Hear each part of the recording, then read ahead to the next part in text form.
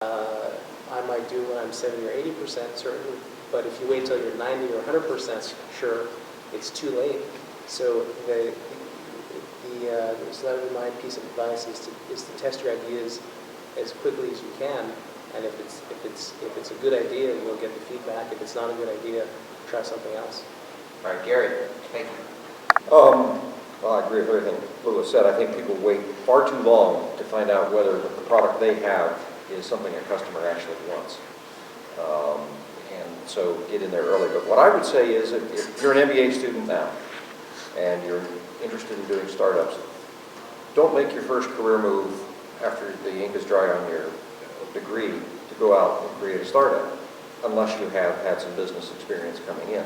What I see happening in the startup world is a lot of naivete, and keep making the same mistakes over and over again until you've learned some hard lessons.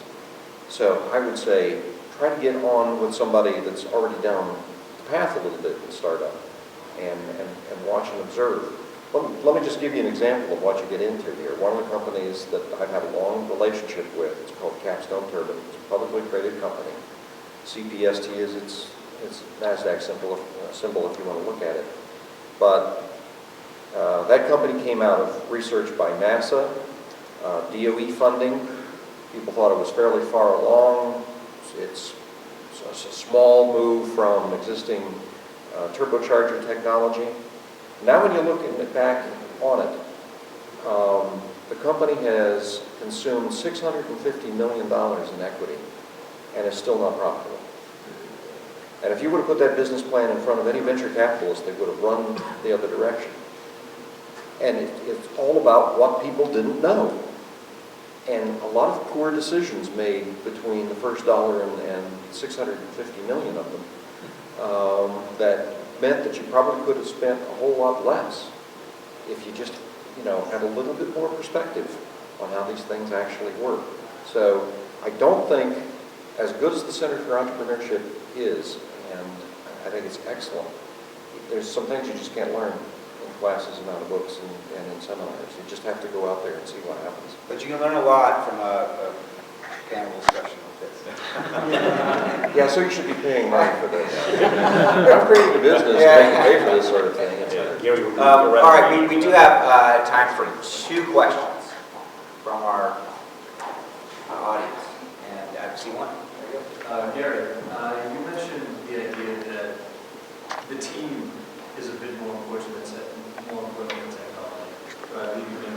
I was wondering how you tell how a team is good, or maybe you can share an experience where maybe a team that had technology wasn't very good. Well, I would say mostly what you look at is the experience. Where have those team members been in a tough space before and they figured their way out of it? A venture capitalist isn't going to say, it has to be a clean tech experience. But, have you been in a situation even where, you were running a restaurant and you got down to your last dollar and what did you do? So that's why it's kind of tough to be, a fresh MBA, go out and found a startup and get money for it in clean tech when you don't have a lot of these experiences behind you. Now, obviously, there's, the Mark Zuckerberg example in software. And I'm very jealous of things that have zero marginal cost for the next unit of product. But if you're actually doing clean tech and you actually have to build something physical, it takes time to understand how you pay for everything, how you get it built, how you assure quality, how you get it out in the field, how you deal with customer complaints, etc. And that's what I think a venture capitalist looks for, is that kind of experience. Have you been through some tough times? I have sort of seen that teams get funded when they have some sort of failure in their background, but they got out of it, rather than funding teams that have never had a failure. There's something you learn out of failure that you can't learn any other way. If you've always been a success, It's very scary. inevitably you think it's because you're smart, rather than lucky. But if you fail and you worked your way out of it, you know it's because of you. For that financing side, when you're coming to me as a startup applicant, and if you say you want to get an MBA with UC Davis and better experience, long shot, we're looking for minimum 3 to 5 years of direct industry experience for all startups. And you got to demonstrate it. Not just resume, but you got to really prove to us that you know all facets of management and outline that clearly in the business plan. I want to add to that is that you don't have to have your immediate team members have a lot of experience. You might have like, a small team, and then you have a very strong advisory board. So that should make up. The fact that so you got two guys and a girl, forming a company, and none of you had run companies in the past. How do you make up for that is, depending on what the space that you're going after. Identify an individual that got a lot of experience and sign him or her up to be your mentor. And say, this is our advisory board. All right, last question. Before we actually get to have informal conversation, I'm sure we'll continue discussion. So excuse people. Mike, what's your question? You have the last question. Go ahead. Question about working with banks. In my discussions with banks, I found that there is a real hesitation of banks to lend money to startup companies.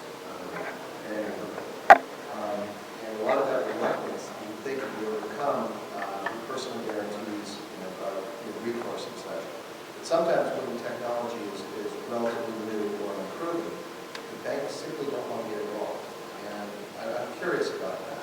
What's the best way to overcome it? Yeah, I can address that from SBA's perspective. There is a bit of a disconnect between the SBA world, how we look at business, the growth, and the real world. And it's really, we financed so many startups in the past, and we know how business maturity is. And based on my experience, if a company can break even during the year number one, they're very lucky, very rare. I find that most businesses, traditional businesses, it takes them good 2 years to service the debt. Service the debt, what I mean is when we look at the repayability, formula is really simple, and I'll share with you the secret so you'll have it for future, okay? And it's not a rocket science, keep this in mind. We ask borrowers to prepare financial forecasts for the first couple of years, okay? And it's a trap, you gotta remember this. And knowing this rule is really important for you in the future.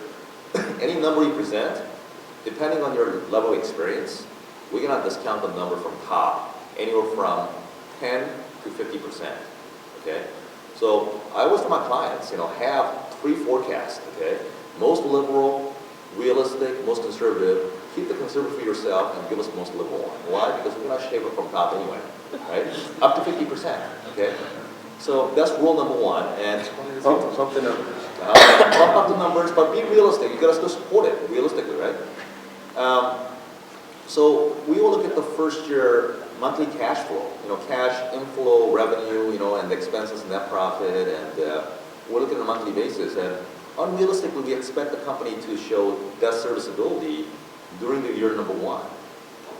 Sometimes I can make an argument to go for year number 2, but it has to be a compelling argument. And when it comes to technology, certain technology, I think you have to really support it as to why you need 2 years. That's why most banks are really reluctant to startups, because based on their experience, not too many customers can pay back right away. So the deal has to be really strong from our perspective. Our startup criteria is pretty simple. We require really 3 things. Comprehensive business plan, number 1, with monthly cash flow for the next 2 years on a monthly basis. That shows cash flow. And number 2, direct industry experience. You could have 3 individuals, and one could have direct industry, and other 2 can be 2 MBA students. That's fine. Okay, you can go out and find a good partner, but we want minimum 3 to 5 years of demonstrated direct industry experience in that particular field for all startups. And the last thing we need is typically equity injection, up to 30%. And we're one of the few lenders out there that doesn't require collateral. Whether it's recourse and non-recourse, SBA is all recourse loan, personal guarantees required.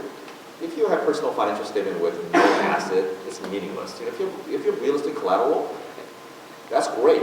We don't require it, but it becomes a mitigating factor. So when you approach banks, think of us as like a judge, and you are the defense attorney, right? There's no perfect borrower. Weakness and strengths are all there. But working with somebody like me,